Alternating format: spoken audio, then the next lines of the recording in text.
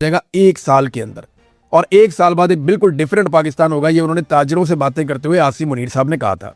इन्होंने दावा किया कि मैं अरब ममालिक से होकर आया हूँ, 100 अरब डॉलर मैं अरब ममालिक से लेकर आ रहा हूँ, 50 अरब डॉलर सऊदी अरब देगा, और उसमें से 25 अरब डॉलर अपने कौमी खजाने में यानी अपने जो रिजर्व्स हैं उनके अंदर रखे जाएंगे, और ये सारा पैसा सरमायाकारी के तौर पे आएगा, ये कर्जा नहीं होगा, ये पैसा पाकिस्तान में इस्तेमाल होगा।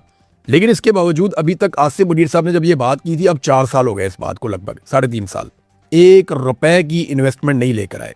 बल्कि यूएई ने जो हमें पैसे दिए थे उन्होंने वापस मांग लिए, और वो पैसे वापस करने के लिए हमने सऊदी अरब से कर्जा ले लिया। और अभी तक मौजूदा जो रजीम है इसने अवाम को आगाह ही नहीं किया कि सऊदी अरब से जो हमने कर्जा लिया है उसका मुआहदा क्या है, उसका सूद कितना है, उसके ऊपर हमने कितना इंटरेस्ट पे करना है, ये भी पाकिस्तानी कौम को नहीं बताया। और उसके बदले में हमने सऊदी अरब को दिया क्या कि जब तक ये पैसे आपके हमारे पास रहेंगे उतने अरसे में हम अपना जो है फौज या अपने हथियार जो है वो हम सऊदी अरब में भेज रहे हैं। हमने ये भी किया ना। तो वो मुआहदा क्या है? ना दिफाई मुआहदा हमने देखा, ना हमने वो मुआहदा देखा जिसमें पाकिस्तान ने सऊदी अरब से कर्जा लिया है, वो पैसा लिया है, किस बुनियाद पे लिया है, किस तरह वापस करना है, उसके ऊपर कितना सूद पड़ेगा, ये हमें नहीं पता, ना हमें कोई बता रहा है। तो बैरूनी दौरे इन्होंने रिकॉर्ड लगा दिए, दौरे कर करके। तो जब अमेरिका को ज़रूरत पड़ी तो अमेरिका के काम आते आते इन्होंने एक अच्छा काम कर दिया कि इस खित्ते के अंदर जो एक लड़ाई चल रही थी उसमें सुलह के लिए अपना किरदार अदा कर दिया। तो ये बड़ी अच्छी बात है, लेकिन इससे आम पाकिस्तानी को जो मिलना चाहिए था वो तो नहीं मिला। इन दौरों के नतीजे में इन्वेस्टमेंट आनी चाहिए थी। जितने दौरे इन्होंने आज़रबाईजान के करने थे, यानी बेशुमार दौरे, पूरे खानदान ने टब्बर सारा जाता है मुरमुर आज़रबाईजान, और मुझे पता है क्यों जाते हैं। तो आज़रबाईजान के इन्होंने इतने दौरे किए, वहाँ से 2 अरब डॉलर आना था, अभी तक नहीं है। कहाँ है 2 अरब डॉलर जो इन्होंने आज़रबाईजान से लेकर आना था? मेरे ख्याल में इतना पैसा तो इन्होंने वहाँ जा के खर्च कर देना है जितना पैसा इन्होंने आज़रबाईजान से लेकर आना था। नाज़रीन, अब थोड़ा सा इंटरनेशनल न्यूज़ की तरफ आपको लेकर जाऊँगा। मेरे पास एक बहुत बड़ी खबर है आज।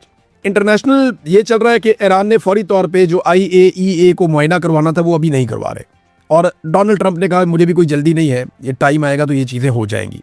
लेकिन मिसाइल प्रोग्राम का कोई तस्करा मौजूद नहीं है इस मुआहदे में। ये ईरानी सदर पाकिस्तान आए हुए, उन्होंने यहाँ पे कहा, और शहबाज शरीफ ने भी इसकी तायद की कि ईरान का जो मिसाइल प्रोग्राम है उसका कहीं पे कोई तस्करा नहीं है। और ईरानी जो सदर है उन्होंने एक बात की, उन्होंने कहा जी हमारा जो मिसाइल प्रोग्राम है ना, इस प्रोग्राम की वजह से हमें ये सारी कामयाबी मिली है।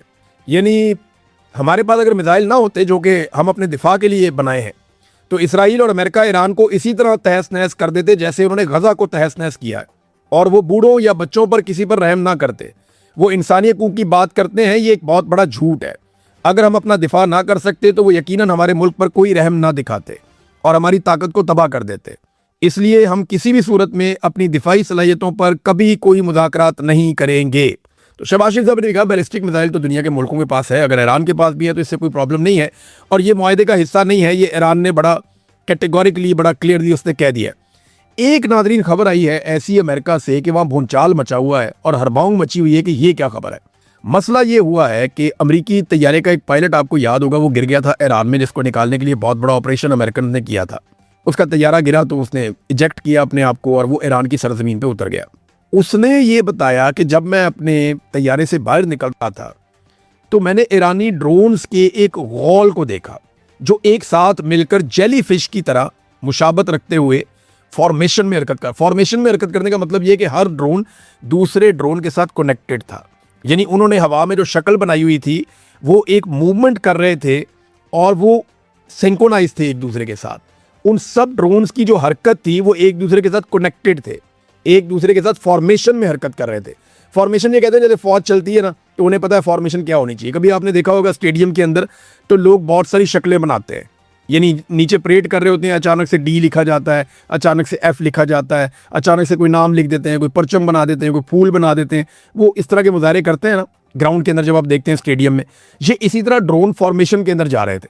अब ईरान में अगर ये सलाहियत है तो अमरीकी इंटेलिजेंस जो है उसके अंदर एक नई बहस छिड़ गई है कि अगर ईरान ये कर सकता है और इस नामालूम ड्रोन सलाहियत को वो हासिल कर चुका है तो फिर बहुत बड़ी मुसीबत बन जाएगी।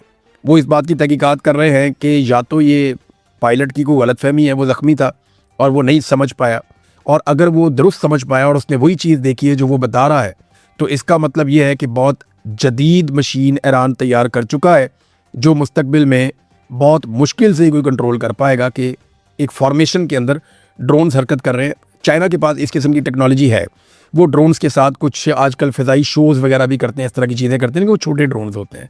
ये जो खुदकुश ड्रोन्स हैं, अगर वो इस तरह मूव कर रहे हैं तो ये एक बड़ी मुसीबत बन जाएगी। नाज़रीन, दुनिया का सबसे ताकतवर कंप्यूटर, इसे सुपर कंप्यूटर कहते हैं। ये कितना ताकतवर है मैं आपको थोड़ा सा बता देता हूँ, और मैं आपको ये बताता हूँ कि ये कंप्यूटर चाइना ने बना लिया है। दुनिया का जो इससे पहले सबसे ताकतवर कंप्यूटर था वो अमेरिका के पास था। अमेरिका के पास हमेशा से दुनिया का सबसे ताकतवर कंप्यूटर था, और चाइना ने इससे पहले 2017 में एक सुपर कंप्यूटर बनाया था, लेकिन चाइना ने उसमें बहुत सारा सामान चाइना के बाहर से मंगा के लगाया हुआ था। आज जो चाइना ने अपना सुपर कंप्यूटर बनाया है, वो सारा का सारा कंप्यूटर चाइना ने अपने मुल्क में तैयार किया है, तो वो खुद कफील हो गया मुकम्मल तौर पे, और उसने दुनिया का सबसे कामयाब और सबसे तेज़ और नंबर 1 सुपर कंप्यूटर बना दिया। दुनिया में 500 जो टॉप के सुपर कंप्यूटर हैं, उनमें अब अमेरिका दूसरे नंबर पे चला गया। अमेरिका का जो सुपर कंप्यूटर है, उसकी जो रफ्तार है वो है जनाब 1.8 एक्सा फ्लॉप्स।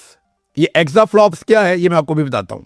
ये उसकी रफ्तार है अमेरिकन कंप्यूटर की, जिसका नाम है एल कैप्टन। 1.8 इसकी रफ्तार थी। और अब जो चीन ने नया सुपर कंप्यूटर बनाया है, इसका नाम है लाइन शाइन। इसकी जो रफ्तार है वो 2.2 है, यानी 1.8 से ज्यादा 2.2 इसकी रफ्तार है। 1.8 exaflops America, 2.2 exaflops China, लाइन शाइन। एक्सा फ्लॉप्स क्या है? ये एक यूनिट है, और ये इतना बड़ा यूनिट है कि आप हैरान हो जाएंगे कि एक एक्सा फ्लॉप्स इतना ताकतवर होता है, और उसमें कंप्यूटर की इतनी रफ्तार होती है कि 1 अरब को 1 अरब से मल्टीप्लाई करें, यानी 1 अरब को 1 अरब से मल्टीप्लाई करें, या आप 1 के आगे 18 सिफर लगा दें, तो वो जितना हिसाब किताब बनता है ना, वो ये कंप्यूटर 1 सेकंड में कर लेता है। यानी इतने डाटा को ये कंप्यूटर 1 सेकंड में कंगाल लेता है। पूरी दुनिया का जितना रिकॉर्ड आज तक कंप्यूटर्स के अंदर गया है ना, ये सुपर कंप्यूटर चंद सेकंड्स के अंदर उसका मुआयना कर लेता है। ये इतना तेज कंप्यूटर है कि दुनिया में आने वाले वक्त में क्या होने लगा, ये बेहतरीन एनालिसिस करता है। नए कंप्यूटर्स किस तरह बनने चाहिए, कौन सी चिप्स लगनी चाहिए, कौन सी धातें इस्तेमाल होनी चाहिए, ये उसका एनालिसिस भी मिनटों में करके बता देता है। नए आर्टिफिशियल इंटेलिजेंस के टूल्स कैसे बनने चाहिए और उनको किस तरीके से काम करना चाहिए, ये भी बता देता है। मौसमी हालात का कई सालों का, दहाइयों का डाटा निकाल कर ये सामने रख देता है कि तूफान कब आएंगे, जल्जले कब आएंगे।